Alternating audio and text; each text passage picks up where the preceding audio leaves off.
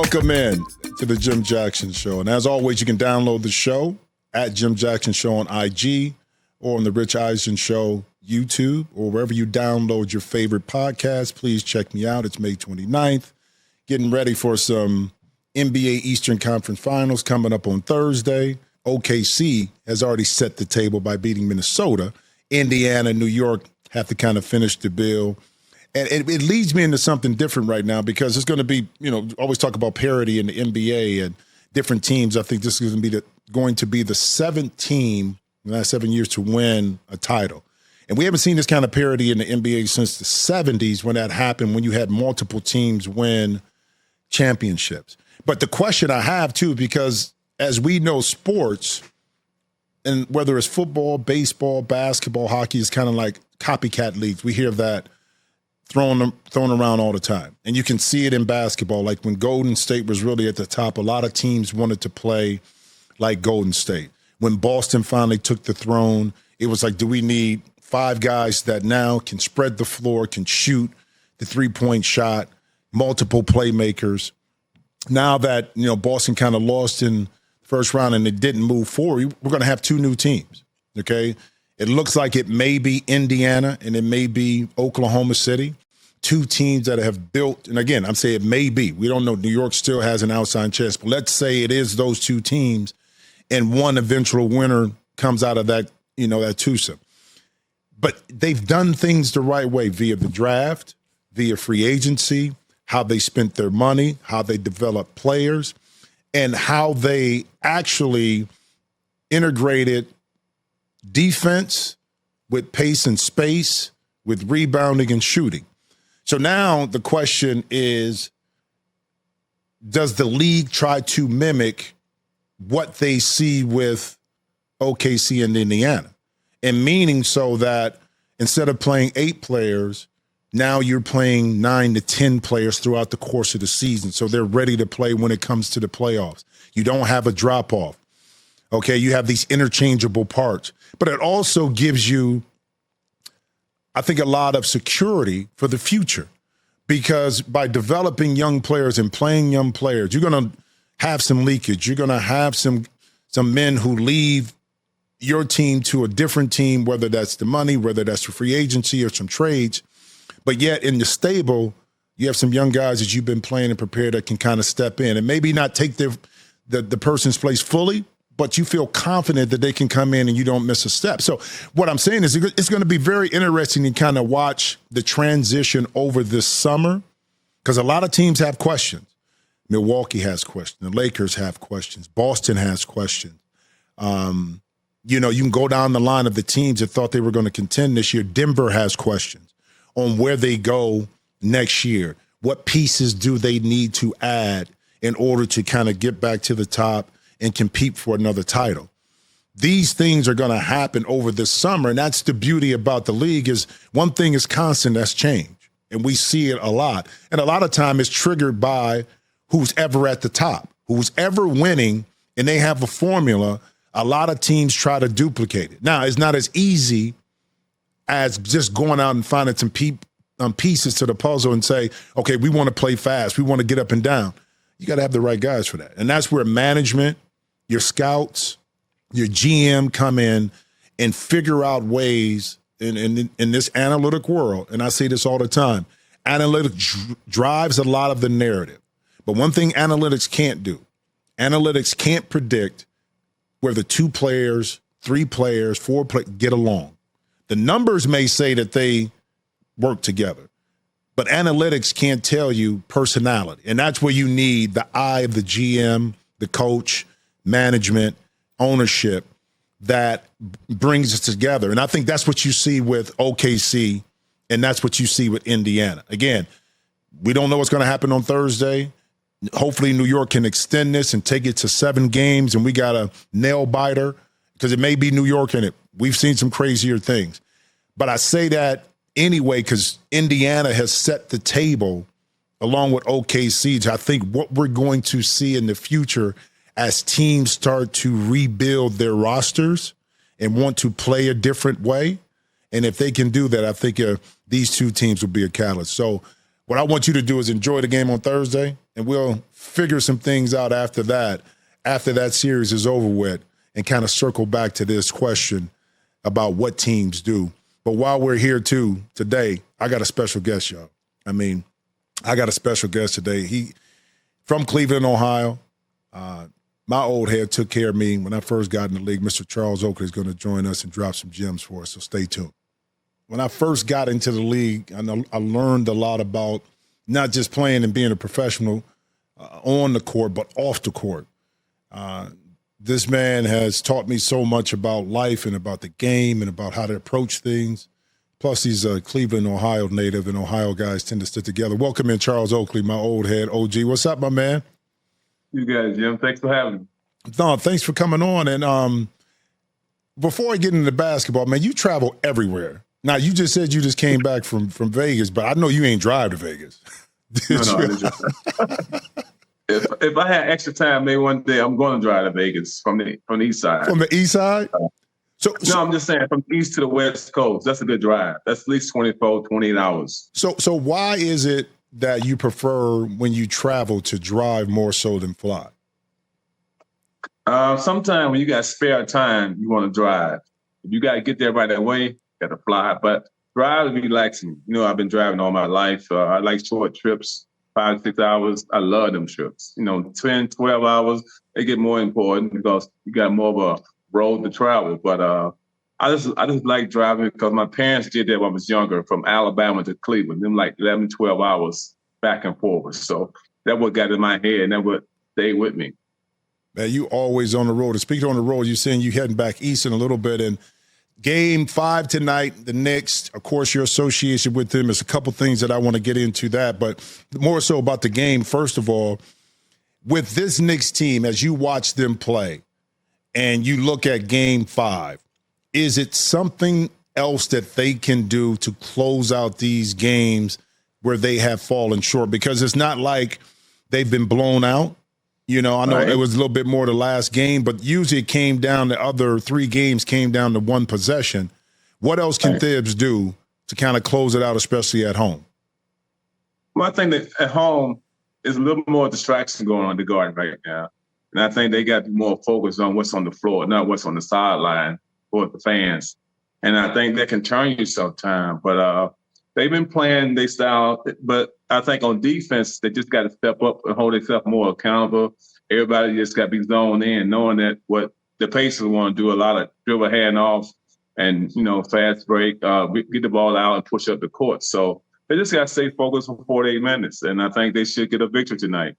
The narrative, too, is that it's the Knicks offense is stagnant because Jalen Brunson kind of dominates the basketball.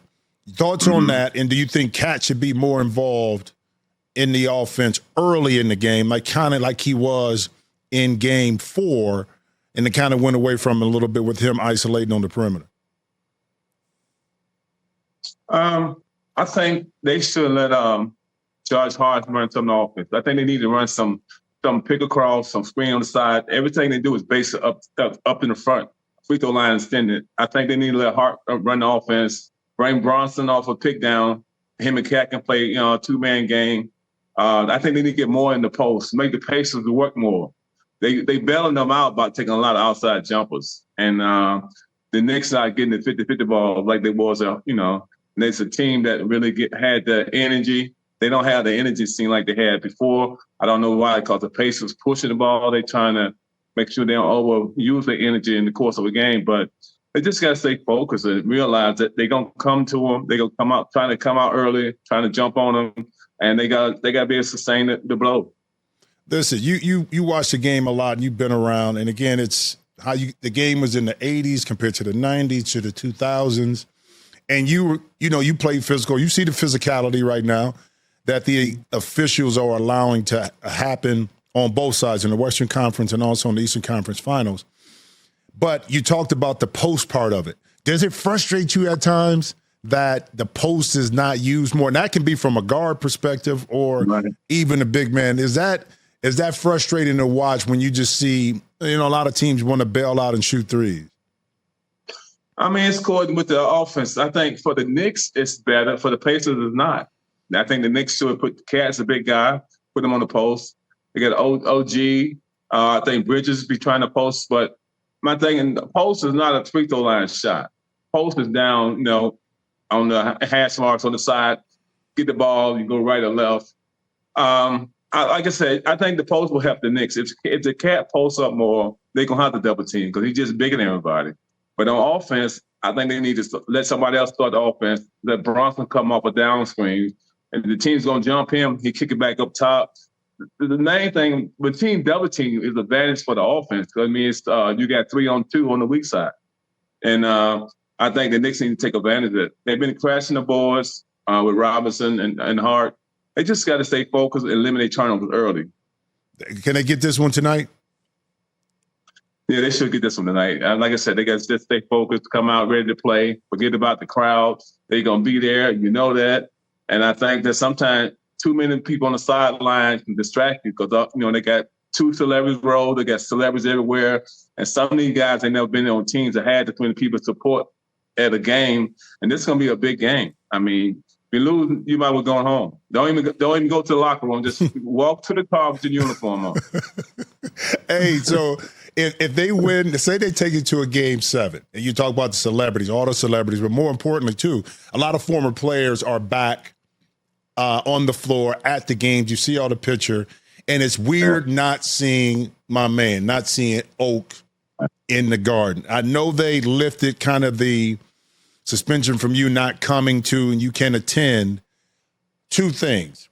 Is that one thing that you would do, and two is, and I heard you talk about this, that is there a way to repair the relationship with Dolan and management so you can be back integrated within the Knicks family as you should be? Well, to be with the family got to love. And I started with the mom and pops. And I think the love is not there of what happened. Couldn't have been love. And, I think that when you get owners like that one in New York, it need to be addressed. Everybody should be paying attention because he's not playing fair. Even though all them guys going back, I really can't blame all them guys because I didn't really play with all of them. Right. But the ones I played with who got some power, I thought would be Patrick, but he didn't step up. So I'll hold him more responsible than anybody else because he's supposed to be our franchise player. I played with him for 10 years. At least, if I'm your road dog, I'm you A, I'm the B, you got to speak up for me.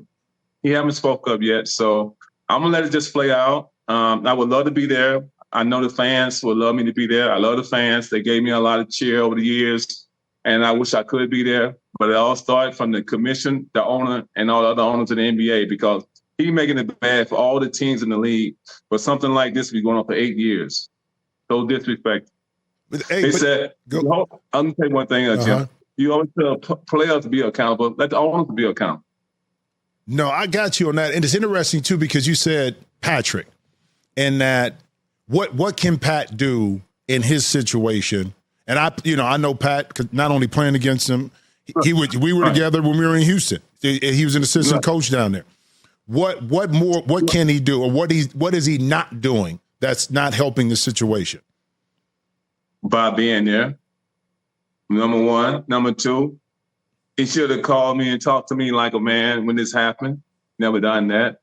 I have Reggie Miller, Brad Daugherty, MJ, all the other guys I went to war with, they spoke up. But the guys I played with, but it just, I guess it go with his style of life. Never been, like I said, he never been a guy who really, when we was down and out in the situation, in course, with a playoff game, regular season game, never stepped up. So maybe I shouldn't be expecting him to step up so much now because we out of basketball. But, if the guy I spoke up for everybody. If I probably got traded from Chicago by speaking up for other guys on the team, but I don't like to see nobody get disrespect, and I'm there, I have a voice, and that's what's wrong with a lot of guys. Use your voice. Don't let the dollar control you. Control the narrative. So were you ever afraid to put yourself in that situation? Because you've always been that way. And a quiet leader from this perspective, this is what I know. The tough guy image, yeah, but one thing you did was, whether it was a friend or a teammate, you were always there. And you don't never start anything, but if you see something is wrong, right, that's when Oak jumps in. And how much did that help and hurt maybe during your career being that voice of reason for the team, but then maybe at opposition sometimes with ownership? I didn't look at what it hurt because I knew I was right. And when you're right, you just got to go with it until they prove you wrong. I've been talking my whole career, before my career, after my career, during my career. I never had to come back to apologize about nothing I said. So that means people who listen should maybe listen to me what I'm saying. Because, like I said, a lot of guys said things, and then the next day, I was in a different moment. I was, just it was a bad time, and I said the wrong thing, and I should never said nothing. But I never been in a position like that. It was this same case when they kind of accused me of hollering at the owner in front of 20,000. Ain't nobody else there. I said nothing to this guy. So, I mean, it's just one of them things, but I'm always going to be that. I mean, I'm over now, but I still, when right is right, wrong is wrong, and try to still take that place. No, I got it, man. And I think, and more so, too, being accepted back in the family for me was the New York fans love and appreciate who you are, what you did during your time there. And that's what I meant more than anything, because they'll love to see you, of course, back in the Garden at the games. Because I hear people talk about it, and I know you, and I know there's a reason. And I know that you're bigger than the situation, too, where it's like, listen, if we can resolve this the right way, but it got to be the right way, I'll be back.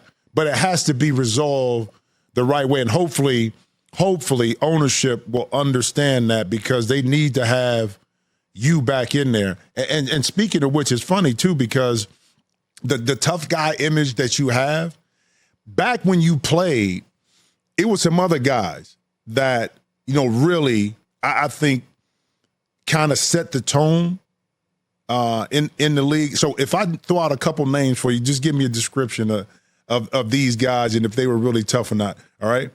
All right? Okay. Xavier McDaniel. I mean, he was on the side guy, but he had that song. We came out of the same draft class, so I'm gonna give him a little respect. He wasn't tough, but he would come to the fight. I ain't say he was gonna fight, but he would come. He'll come to the fight. Yeah. So you have your back. Didn't y'all get into when he was in Seattle one time and he was in New York, right? Yeah. We still might get into it by seeing. Oh, see, I played with X too. We almost got into it on the bus over a card game, but that's why I wanted to ask you. Okay, so one of our Ohio boys, Alvin Robinson. Oh man, Alvin. Hey, I'll take him anytime with me. What was it about Alvin? All them people you're gonna name, he's the only guy I know that will fight. And I love Alvin Robinson. So what about Mad Max? What about Vernon? Vernon just talk, man. Vernon ain't never been on fight.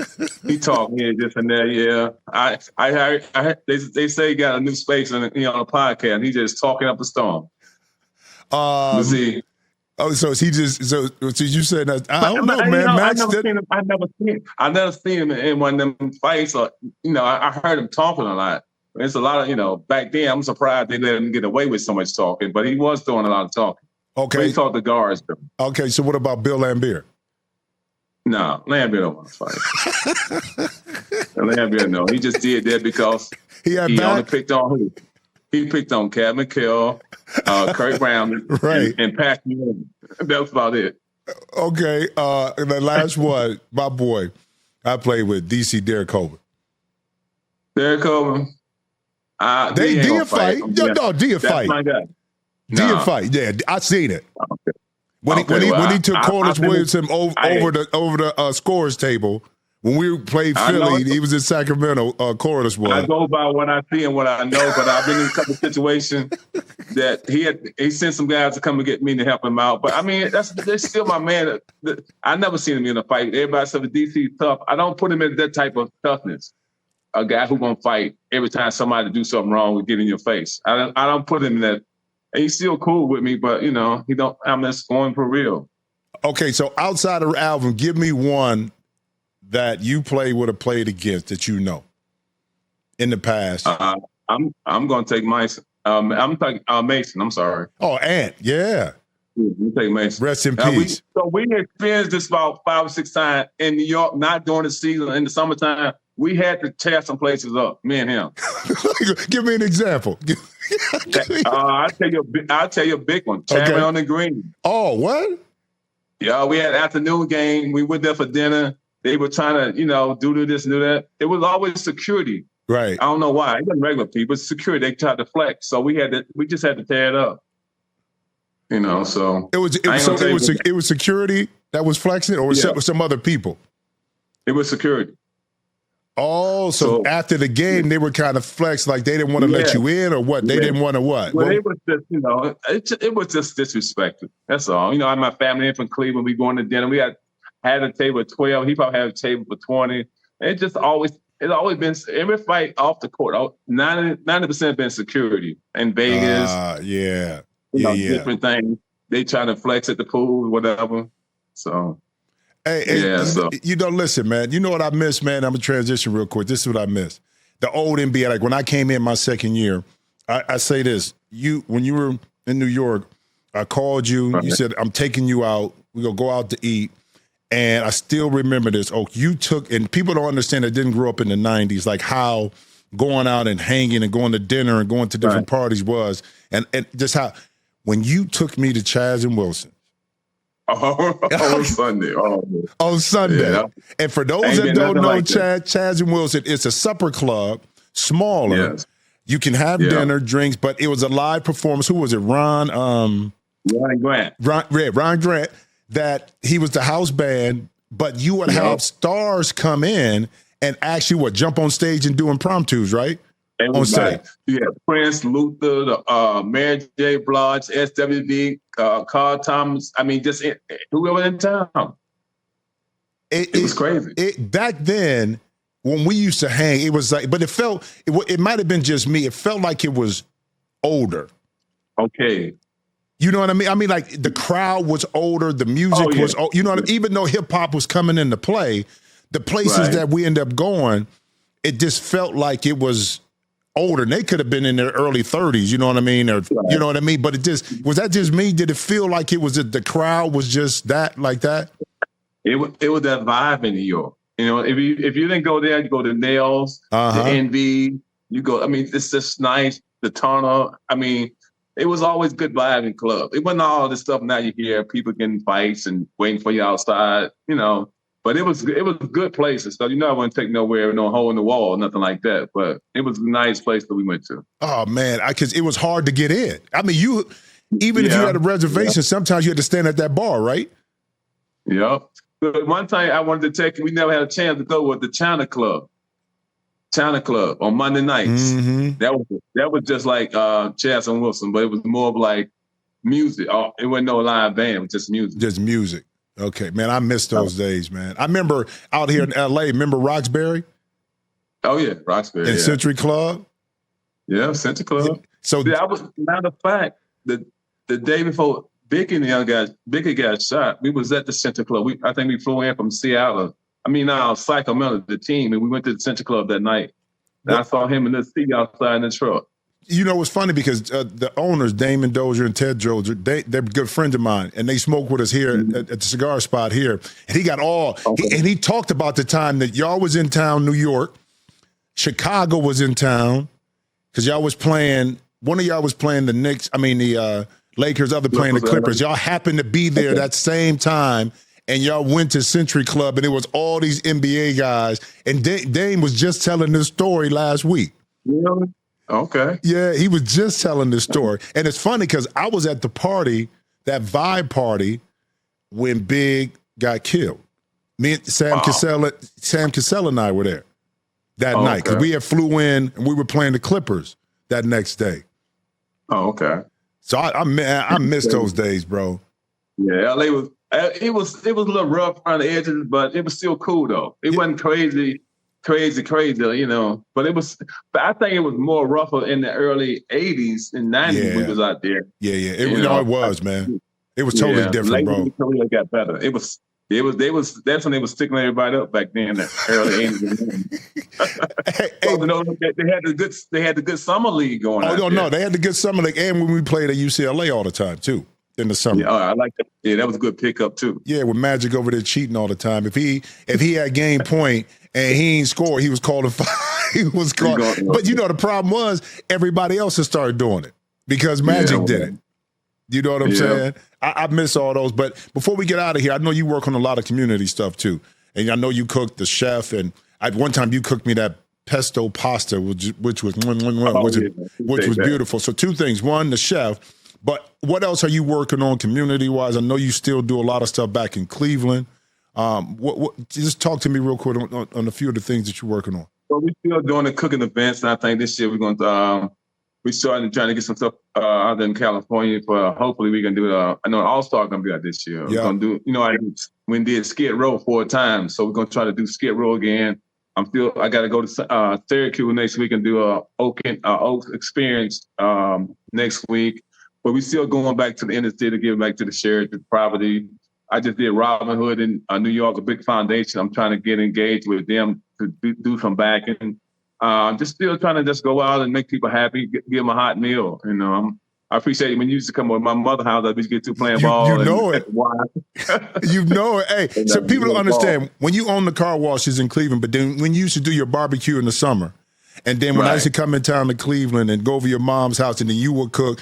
I mean, again, to me, and I thank you for this because it set the tone for what it meant to be a professional. Forget about just basketball and what it meant to give back to the community. One, to take care of the people that are close to you, but also be a great representative of what a strong black man is in our community. And not just talk about it, but to be about it. So from me to you, big bro, you can't do no wrong in my eyes. So I appreciate it, man. No. And one other thing I want to backtrack, you talk about the New York thing. We just met with them 6 weeks ago. With the Knicks? Yeah, and tried to make a deal with them. And they told us no. So the whole way, you met with the ownership? Well, we tried to solve the case. Okay. And they trying to come out last week like I'm the bad guy. You know, they trying to say, he dropped the case and come back in. No, we tried to solve this 5-6 weeks before the playoff even started. Because I ain't want to be no distraction to the team. Exactly. But it being a distraction itself by bringing up if I drop a case and you the holdup. So it's bad for the whole thing. He's trying to make me look bad, but I would end up making it. But the thing is, he like his name in the press. Mm-hmm. Your team is down 0-2. You want to bring up tell them what's going on with the case. You want to talk about it? Yeah. No, but I think a lot of people, this is the thing about having the reputation you have, because the reputation on the court is being an enforcer, but somebody who played the game the right way, but then the reputation off the court as somebody who did things the right way and continue to do things. I think that's why, from a fan's perspective, people on the outside looking in, that's why it resonates with them that you are in the right and that the ownership should come back in and admit that it was wrong based on what has been out there and been said and kind of squash this whole thing. That's just based on the immaculate reputation that you have as a person, bro. Well, another thing, I know you got to go, but my thing is I played on 4 different teams, probably playing with maybe 150, 200 guys. And nobody on no team never said, was a bad guy. He was distraction. All I did was win a reputation for every guy I played with and let them know I'm not going to do something and I'm going to be a leader. You can't lead by doing, because they watching you early, late, buying the team on the road, buying them, taking them different places, and try to show them how to do, just like a little brother. You got to show him what he got to do when he get on. That's all I try to do to my teammates, to show them a good time. Nobody can never say nothing unless they're a hater. And I wasn't. I was a rough and tough guy. I wasn't going to take no shit. Yeah. Like I said, I got paid because I stood up for guys. That's what's right. My grandfather said, if you believe in it, die with it. Hey, listen, the funniest stuff was when we was in Houston together, you came in and Jeff Van Gundy was coaching, Thibs was the assistant coach, and you told Steve, it was in practice one day, you said, Steve, man, why you dribble so much, man? Stop dribbling the damn ball all the time. Get to your spot, pull it up or give it up. Stop dribbling. Steve Francis was looking at you like, man, you was on Steve's head all the time, man. Oh, yeah. I stayed on him and Cat. All the time. Man. They call him Term and Salt and Pepper, whatever. But yeah, they you can see they was getting away with everything. I couldn't believe that Jeff was letting them get away with murder, man. Late for the plane. I'm like, Dad, Jeff, you were never late. Never. We didn't want to know what it was to be late because you don't want that. You we don't trying want to see that. who get there first. That's how we was back in the old days. Let's see who's going to be there first. Put the work in. But, we had a good time in Houston, though. No, we had a great. You was on his neck. You was. Cat, man. Hey, man, I appreciate you, brother. I look forward to seeing the Big Three coming up, too. All right, we'll talk. We'll talk, man. Thanks. Love you, bro. All right. Peace. Yeah, peace. I mean, thanks again. I mean, to Charles Oakley for taking the time to join me. Again, I think you saw through, our conversation the kind of person that Oak is. I mean, he's funny, witty, but he's tough in a way where it's all about doing the right thing. And I've been blessed. I played on 12 teams, played with a lot of different players. I mean, I've learned so much, been blessed to play with some of the best that have been in this game. But one person always stands out, and I'm glad I had a chance to catch him on the back end of his career, kind of the back end of my career, when it was all about passing something forward. And I truly appreciate that, and I hope things can be resolved the right way in New York, because Charles Oakley deserves to be a part of that organization and on the court, on the floor, supporting the New York Knicks right now with the way they've been playing and the energy there. Is still something missing when Charles is not there. So shout out to Charles and all that he's doing back in Cleveland and everywhere else he wants to kind of impact the lives of a lot of people. That's just a genuine person he is. But I want everybody to enjoy the weekend, enjoy the games coming up. It should be a good one. New York has a great opportunity. Go back home on Thursday to kind of bring this series 3-2, make it tough, because it's always tough to close out, especially when you're on the road. But it's a lot more pressure on, New York to get it done, because if you lose, you're on vacay. Indy is heading to the chip to OKC. So enjoy it. I'm off next week, traveling, doing a little golf, something I've been doing for a while now with a bunch of my partners. But after that, we'll be back, same time, same bad channel. So stay tuned. Enjoy the weekend. Peace out. Talk to you soon.